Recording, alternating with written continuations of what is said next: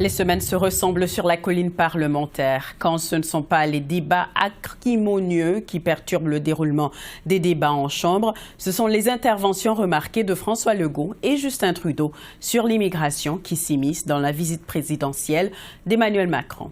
Et c'est sur la dernière projection de Québec 125 que nous allons débuter ce panel avec nos invités. Vous les connaissez, il s'agit de Gilles Duceppe, Christine Saint-Pierre, Farouk Karim et Rodolphe Osny. Bonsoir, merci d'être avec nous. Bonsoir. Alors, Philippe Fournier de Québec 125 a publié hier une nouvelle projection. Selon lui, en raison de la division du vote, le Bloc québécois pourrait faire le plein de députés là dans la région de Montréal. Christine Saint-Pierre, je commence avec vous. Est-ce que le Bloc pourrait transformer ces opportunités-là en gains lors de la prochaine élection générale? Je pense que oui, tout à fait, parce que évidemment le Parti libéral du Canada perd du terrain et il y a des comtés, circonscriptions qui en 2021 ont été remportées par le Parti libéral qui était très serré. Je pense à Hochelaga par exemple. Alors il pourrait y avoir des gains du bloc et aussi avec l'élection complémentaire que nous avons vue dans la circonscription de La Salle-et-Mar-Verdun. Là on a vu que le bloc a peut-être pris c'est peut-être avec cette victoire-là, peut-être pris un élan dans la région, dans Montréal, la région de Montréal. Il y a Laval aussi où il pourrait y avoir des gains. Alors, c'est sûr que ça va se jouer, je pense, de façon très, très serrée avec la perte que le Parti libéral est en train d'encaisser. Je reste avec vous, Christine. Quelle serait l'importance d'un virage bloquiste là, sur la scène politique de Montréal? Oh, c'est une question qui est, je pense, qui serait pour les souverainistes une question qui serait, en fait, de bon augure, parce que les souverainistes à ce moment-là pourraient tabler là-dessus pour l'élection de 2026. On a M. Duceppe qui est avec nous sur le panel, qui pourrait en parler peut-être mieux que moi. Mais c'est clair que les projections donnent plus de 40 sièges au Bloc québécois, 42. Donc, ça veut dire que le Bloc pourrait même se rapprocher de l'opposition officielle à Ottawa. Ça s'est déjà vu. C'est pas un scénario qui est loufoque du tout. Alors, ça pourrait arriver si la tendance continue de cette manière-là.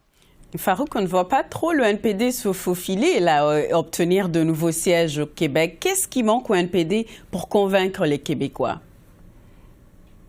Oui, c'est un peu plus difficile pour Québec, pour le NPD, depuis que M. Volker a quitté, là, franchement. Mais bon, les projections de M. Fournier mettent quand même un deuxième siège au Québec, ce qui ferait doubler la députation. C'est peut-être pas suffisant. La dernière élection partielle dans la Salle-et-Mar-Verdun a quand même été des bons résultats pour le NPD, avec un candidat, un conseil municipal local bien connu. Je crois que c'est une formule à recommencer à la prochaine générale, c'est-à-dire recruter des candidats connus localement, surtout dans la région de Montréal, où je crois que le NPD risque a de meilleures chances de faire de gains. Mais ultimement, pour faire des gains au Québec, et ça c'est un peu contre-intuitif, il faudra que le NPD fasse bien ailleurs au Canada et montre qu'il est une alternative crédible pour prendre le pouvoir. Et à ce moment-là, les Québécois pourront regarder de nouveau vers le NPD et voir si c'est quelque chose qu'ils aiment. Gilles Duceppe, je me dirige vers vous. Vous avez déjà joué dans ce film, le Bloc opposition officielle? Oui, bien, c'est arrivé en 1993. On avait eu 54 députés. En 2004, on a eu également 54 députés, mais cette fois-là, les réformistes et l'Alliance, les progressistes conservateurs et l'Alliance canadienne, là, étaient plus forts. C'était rendu le Parti conservateur de Stephen Harper. Mais c'était 54 députés quand même. On a eu 51, 49, 44. Donc, dans ces eaux-là, ça sent bon, mais maintenant, il faut travailler très fort et ne pas vivre que sur les prédictions. D'ailleurs, moi, mon philosophe préféré, c'est Yogi Berra qui disait « Je ne fais jamais de prédictions, surtout celles concernant le futur ». Alors, vaut mieux travailler que se baser uniquement sur les sondages, même quand ils sont bons.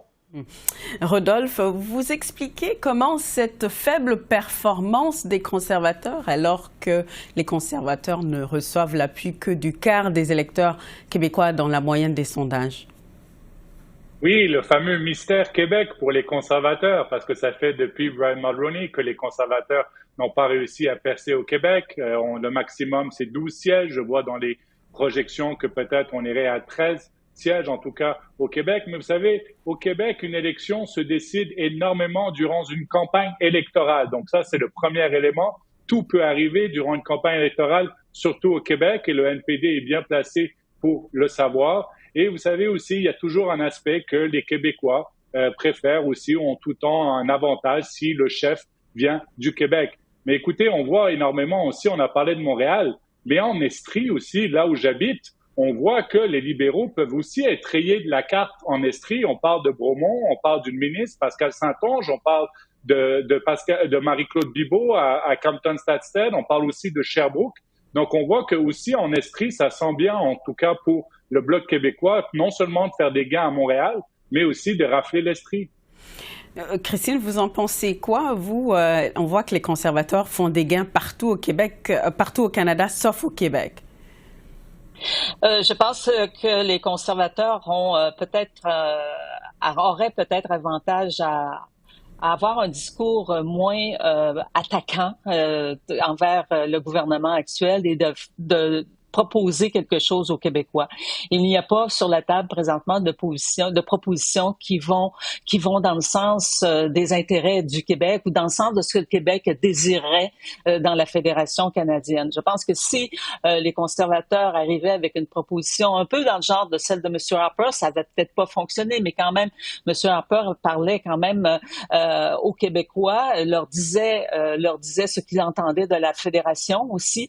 Et là, c'est de faire valoir que le gouvernement libéral est un gouvernement qui est très centralisateur. Un gouvernement conservateur serait beaucoup moins centralisateur, respecterait les champs de compétences des provinces. Il y a aussi la définition qu'on fait du Parti conservateur au Québec, c'est-à-dire on joue aussi sur le fait que, bon, si les conservateurs arrivent au pouvoir, les gains qui auraient été faits, il pourrait y avoir des reculs.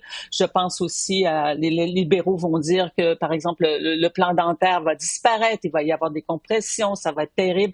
Alors, il va y avoir toute une campagne là, qui va se faire sur le dos des conservateurs. Ils ont intérêt à davantage présenter leur chef et aussi, je pense qu'une carte qui est intéressante, c'est celle de l'immigration, même si Monsieur Legault veut en faire la question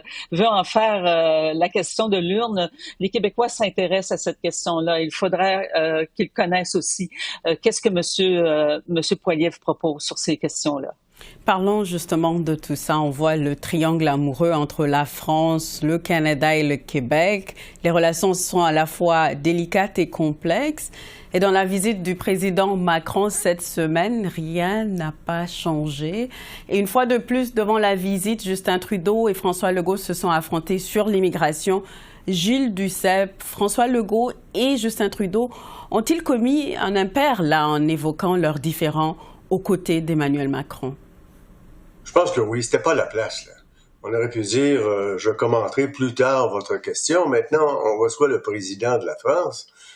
Je veux surtout parler des relations entre la France et le Canada ou la France et le Québec et comment on peut collaborer en certaines matières. Il y a le traité de libre-échange avec l'Union européenne qui est au cœur des débats tant pour le Québec que pour la France.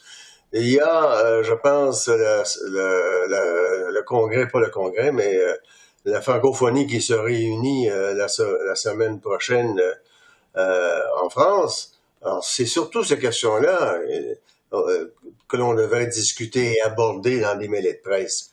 Alors, c'était déplacé de la part de M. Legault, de la part de M. Trudeau, de profiter de ça. Et ça met M. Macron très mal à l'aise que d'avoir de tels propos devant lui, alors qu'il n'est pas mêlé à cette discussion. Vous en pensez quoi, Christine Saint-Pierre? Gilles a tout à fait raison parce que c'est clair dans ces événements-là, dans ces conférences de presse-là, les journalistes vont essayer de faire bifurquer ou d'aller sur des sujets qui sont un peu plus de politique intérieure. Mais c'est au chef à ce moment-là de dire effectivement, on répondra à ces questions sur d'autres sujets dans un autre point de presse. Monsieur Macron n'avait pas à subir la chicane entre Monsieur Legault et Monsieur Trudeau et Gilles le dit très très bien. Il y a un sommet de la francophonie qui est à nos nos portes. C'est la France qui reçoit la francophonie. Il faudra aussi qu'on connaisse, on aurait aimé savoir quelles sont les propositions que le Canada va faire pendant le sommet de la francophonie, quelles sont les propositions que le Québec va faire pendant le sommet de la francophonie. Et on nous disait que M. Macron venait ici pour parler d'intelligence artificielle. Il veut parler aussi d'Ukraine. Il y a des dossiers qui sont nettement plus importants. Et je ne dis pas que le dossier de l'immigration n'est pas important, mais il y a des dossiers qui touchent la relation, qui touchent des enjeux internationaux qui auraient pu être développés davantage. Mais ce n'est pas la faute des médias. C'est la faute de ceux qui répondent aux questions, qui ont juste à dire, on répondra à ces questions-là dans un autre moment.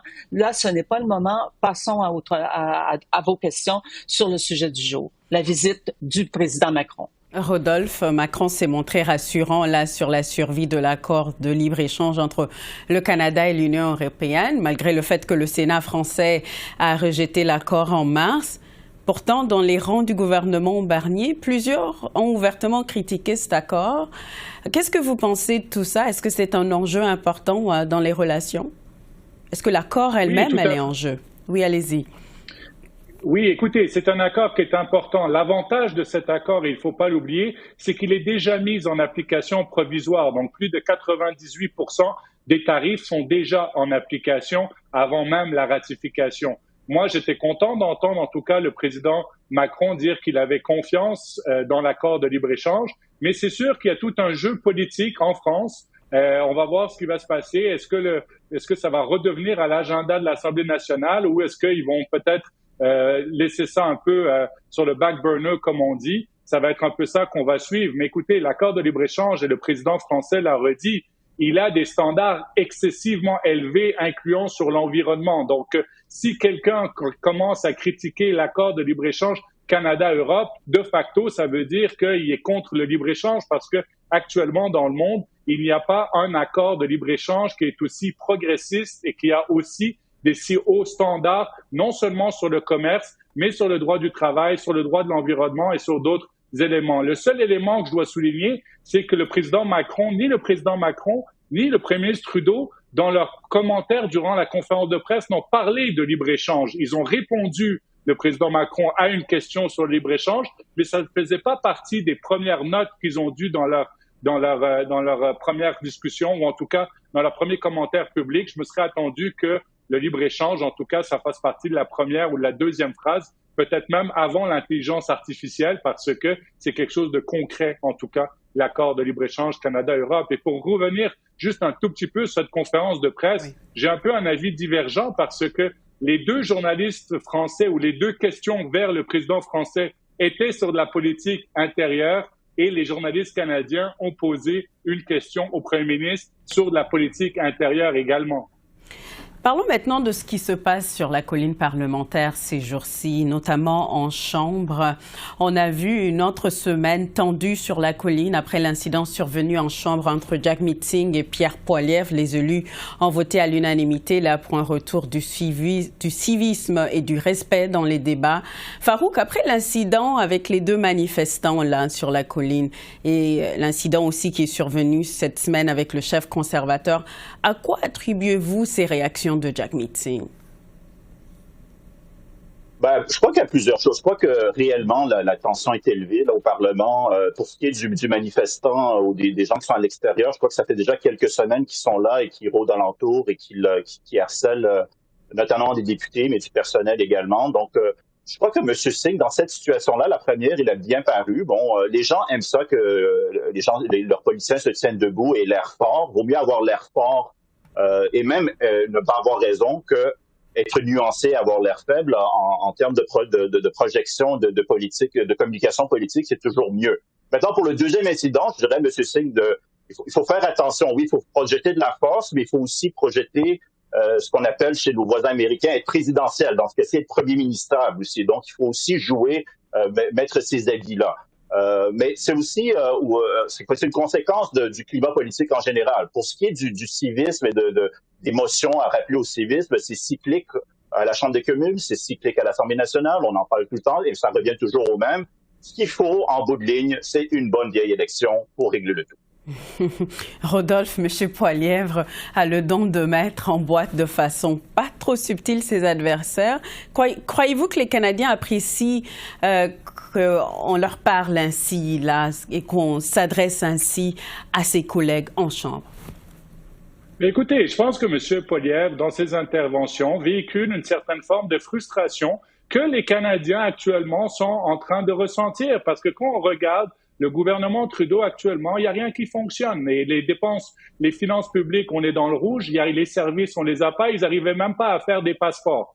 Donc, je pense que, écoutez, l'ambiance qui se passe actuellement à Ottawa, c'est pas seulement attribuable aux conservateurs. C'est attribuable à une fin de régime. On est en fin de régime, on est en fin de règne. Et juste pour mettre un tout petit peu les choses en perspective, vous saviez, dans les années 80, sous Brian Mulroney, en fin de régime également, il y avait le Rat Pack libéral qu'on appelait avec Sheila Copps et Don Boudria et tout ça, et ils faisaient les mêmes techniques que les conservateurs font aujourd'hui, qui sont dans l'opposition. C'est normal, on veut du changement, ou en tout cas, le Parti conservateur veut du changement, et on est actuellement dans une situation où on se dit quand est-ce qu'on va avoir une élection. Gilles, vous en pensez quoi? Moi, je suis pas d'accord avec ça. Je pense qu'il faut avoir plus de respect pour les institutions. Et c'est un peu paradoxal que le Parti souverainiste est celui qui est le plus discipliné à la Chambre des communes. Ça a toujours été le cas. On est sur le contenu, pas sur les effets de toge puis la multiplication des slogans. C'est ce qu'on entend de la part surtout de M. Poilièvre. Je fais remarquer que M. Harper était très différent sur ça. Il arrivait avec du contenu. On pouvait être d'accord ou en désaccord, mais on savait ce dont on parlait. Et à force de répéter des choses que la bureaucratie libérale est épouvantable, je fais remarquer que le système de paye Phoenix a été mis sur pied par les conservateurs. Ils n'ont pas grande leçon à donner en cette matière. Alors, il me semble qu'on a le devoir, comme élu, de donner l'exemple à la population que l'on vit en démocratie, puis il faut se comporter à la hauteur de ce qu'exige la démocratie. C'est tout le temps qu'on a. Merci beaucoup à vous quatre et à très bientôt. À la prochaine. Merci. Au revoir.